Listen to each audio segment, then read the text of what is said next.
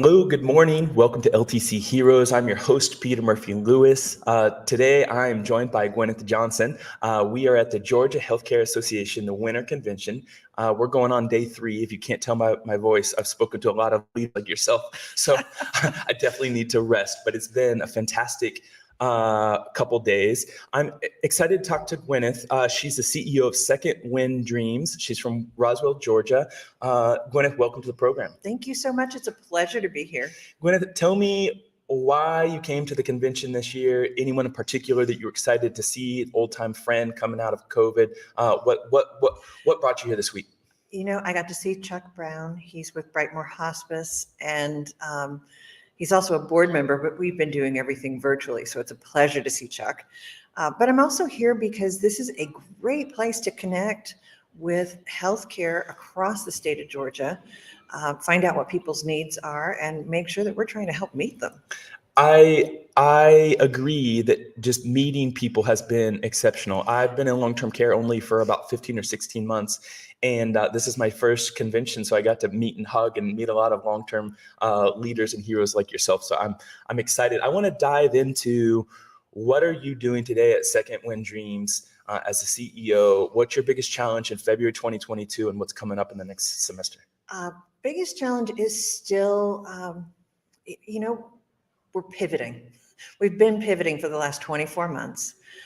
A lot of what we do is face-to-face. So coming up with things that still train people in what it's like to live with dementia, helping them become more empathic in their care delivery, but doing it virtually with small personal touches.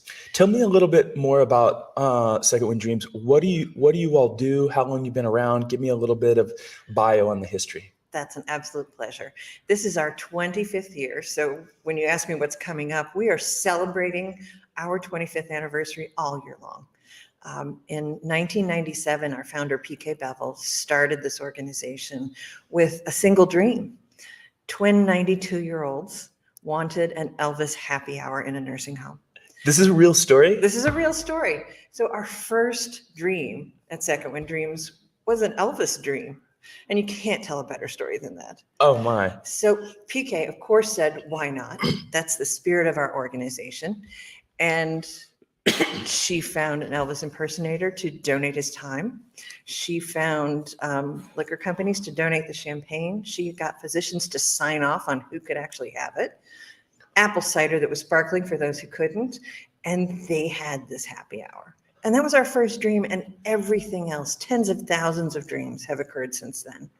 And our purpose is to really remind not only the older adult, but everybody around them that older doesn't change adult. We are people.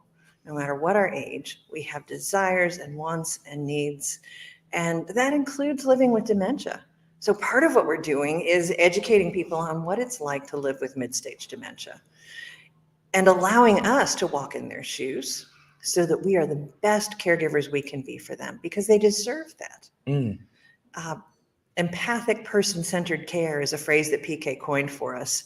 And it's really taking person-centered care to that very next level. What was it again? Empathic person-centered care. That's good. I'll remember that.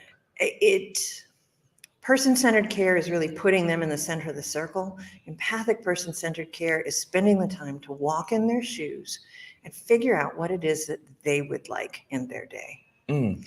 And once you do that, your outcomes are better for everyone. The individual you're caring for, the person living with dementia, then has the ability to live their life. And even if they don't realize it, and even if it isn't an overt reaction, your outcomes, your days are better. You feel better as a human being, and you feel better as a caregiver. Is your job at Second Wind Dream as amazing as it sounds? It is. It absolutely is. Okay. There has to be something hard about it. Tell me something hard, because you're making me jealous.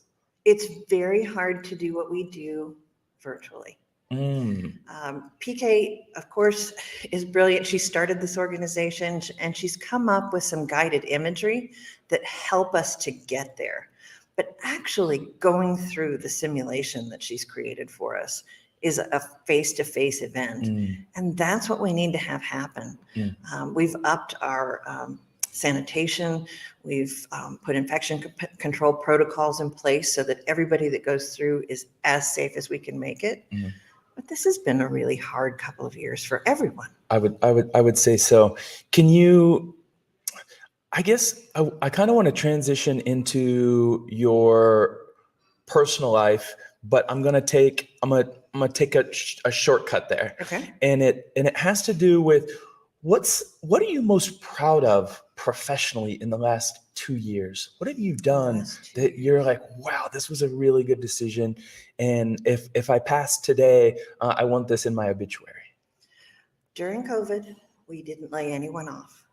We Ooh. worked very hard to support our staff. We had some people that moved on to new adventures, Mm-hmm. and I'm thrilled for them. But we maintained our dedication to our staff because our staff are dedicated to our elders and to those who serve them. Mm. And I'm very proud of that. That's a good answer. I usually ask this question first, but you made me think of it. I want to know your initiation story. When did they throw you into the pool for long-term care? Who was the person who probed you, or did you accidentally get this job and realized you never wanted to leave long-term care? I think I've spent my whole career working towards health and well-being for elders. I think I even spent part of my childhood doing that. As an adult in my 50s, I realized, because my husband made me realize, that I had spent my whole life with senior citizens on purpose. Mm. Our next door neighbor, who I spent the afternoons with, was living with dementia, now that I think about it. She and I had the best times, and she wouldn't let me leave the house, so I was perfectly safe, but we just had amazing times. She was confused. She didn't always know my name, but we laughed, and that was my afternoon babysitter a lot of days. So you said you realized it in your 50s when your husband, Yeah. Do you remember kind of the dinner or the date when he's like, don't you realize you've surrounded your entire life with elders and seniors? Yeah, we were on a walk at the park. Oh, this is a good story. We like to go to the park because people are really good human beings at the park. You see people as families. Park people. Yeah, I love park people. So I like to go there just to reinvigorate myself. And we're walking, and I said, I don't know how I got into this. Who told me I was going to spend my whole life with elders? My first undergrad is theater performance. So how did I get here? And he said, are you kidding me? Every story you tell me from your childhood is about an older adult who you used to sneak off to go see. When I was in early elementary school, there was a retired librarian who, I don't know why, but moved from Hawaii to Ann Arbor, Michigan to retire. It seems like a very bad move. Mm-hmm. Ann Arbor is great, but it's not Hawaii. And I would go and read all the books in her basement and hang out and talk with her and learn about Hawaii. And that was my afternoon activity then. I love the realization in the park, and I want to pause on that moment for a minute. I asked this question at the dinner table in social settings with acquaintances who I'm trying to get to know. And the way I usually phrase it is, on a scale of 1 to 10, how well does your partner or husband know you? So where would you say he knows you? 80, 90, 60? Oh, 90 plus. And how well do you know yourself? That's my second question. I'm doing okay with that. He reminds me who I am every once in a while, so I'm very thankful. I'm probably at 85%. I'm pretty similar with my wife. I guess I should have mentioned, I said this before we started recording. I'm wearing scrubs today because in about an hour or two, I'm going to be on the main stage talking about LTC Heroes Community. So I'm sorry I don't look as nice as Gwenyth, but there wasn't enough time to change. I think it's spectacular. Thank you. Speaking of our spouses, my wife and I are big park people, and our best conversations come from parks. So yeah. I can relate to that. Thanks. It's a marvelous space in the world, and somewhere where every generation gets together. Gwenyth, I want to move into some personal questions. I want to ask you, I want to start off with, what's something that your peers might not know about you? I'm an avid costumer. A costumer? Yeah, I love to put on costumes and go to events. And I make my costumes. So whether it's fairy wings or a superhero costume or something, it's just fun. And I think every adult should be playing quality of life improves so much when you remember that play is still within your realm. I try to bring that to older adults as well. That's a good one. When I recently moved from South America back to the US, and I probably had 25 costumes, and I think I had to give away all of them. They're just because I came with one luggage and my 5-year-old. Yeah. So I like your costume comment. I want to take just a brief moment to thank Experience Care for sponsoring this live show today with Gwenyth, and especially Georgia Healthcare Association's Winter Convention for inviting us to come and meet such great leaders like yourself. Gwenyth, I'm going to start off with some rapid fire questions. Are you ready? Yep. Some of them are odd and weird, okay? All right. Well, I guess you expect that when someone shows up in pink scrubs. Let's go with, what non-existent job do you wish existed in our industry? I would like to see older adult play research. Ooh. And honestly, I someday I'm going to make that happen. I've been hula hooping for years after my first hip replacement, because you can't run anymore after a hip replacement. And hula hooping is amazing. And I want every older adult to do it because it works on balance, core strength. You don't have to jump to do it unless you want to. And then play like, I don't know, poi. I saw somebody in the exhibit hall yesterday using some of the stress toys as poi and spinning those. Yes, those are awesome. There's so many activities that we can do that we can lose ourselves in, and the stress goes away, our stress hormones decrease, and we feel better. But it also helps us to socialize, which we already know is a marker for us aging in a much better way. So I would love to see that. I like that one. Let's see, my next one is, what's your most strongly held belief? That no age is good or bad. Aging is a privilege. And I have to say, on my 40th birthday, I was like, oh, I think I know things now. My 50th birthday. No, this is when I know things. And then I met this fabulous woman at a conference in an elevator in her mid-70s, one of the most gorgeous people I've ever seen.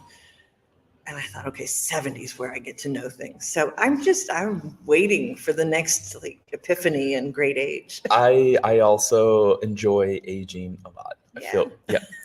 I want to invite all of our audience to go join our community over at www.ltcheroes.com/community. That's where we're giving away tools, tips, KPIs, free downloadable SOPs, and you can book your first podcast with us today. Next rapid fire question is, in the last 5 years, what new belief, behavior, or habit has most improved your professional life?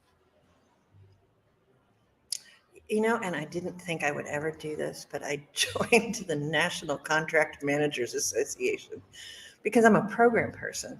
And I wanted to be spectacular in my job. And really, so I took that on. I started taking contract management classes on my lunch break and after work, just making sure that I could do the job that was needed. And, that informs other pieces of your life. We're having some work done on the house because of a leak. Well, I read the contract with a whole new eye. And every contract that comes in, whether it's a teeny tiny MOU or a big contract with another organization, there's another perspective that I'm seeing there. And I feel like I'm doing the organization a better service. That was a curveball. I wasn't ready for that one. That one's a good one. I'm sorry. I don't mean to curveball you. We have a lot in common in our relationships. My wife bought the drill in my house, and I don't even know how to air up the tires in my car. Makes sense that you would know about contracts. At what job would you be absolutely terrible? I think HR. Ooh. Because part of the reason I think PK brought me into the organization is that I am very empathic.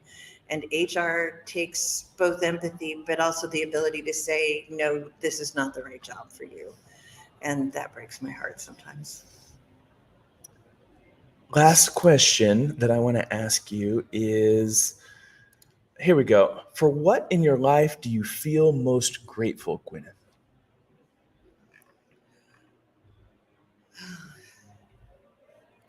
I'm very grateful in general. I get up in the morning and write down gratitude notes every day. I do too. It changes your brain, doesn't it? We have a family, sorry to interrupt, I'll give you some time to think. We have a family text, and my mom and father and I, we race to be the first person who shares what we're grateful for in the morning. And we're early risers. So usually like between 4:30 and 5:30 in the morning, there's like a barrage of texts coming in. That's of what we have. amazing. And my wife's like, you guys are so weird. But when we're not around, she tells everybody that she likes it. Sorry. It's pretty awesome. I have to say my relationship with my husband. He has been my husband for 28 years and my best friend for over 30. And I don't know what I would do in this world without that, particularly over the last 2 years. It's made everything possible for me to keep going when life seems really strict. It's amazing to have that partnership and to be grateful of that, especially these last 2 years, and you've had it for 30 years. Beautiful for sure. I'm very thankful. I want to wrap up just by saying thank you to Georgia Healthcare Association for letting us come in. I'm excited. Hopefully we'll be talking to you and Second Wind Dreams and PK in the future for a longer format, because Absolutely. I was going through your website early this morning and I see you guys are doing some really, really interesting things. So I can't wait to hear the founder story. Wonderful. I can't wait for you to meet her. Thank you for joining me, and I'll see you out on the Expo. Thank you. Bye all.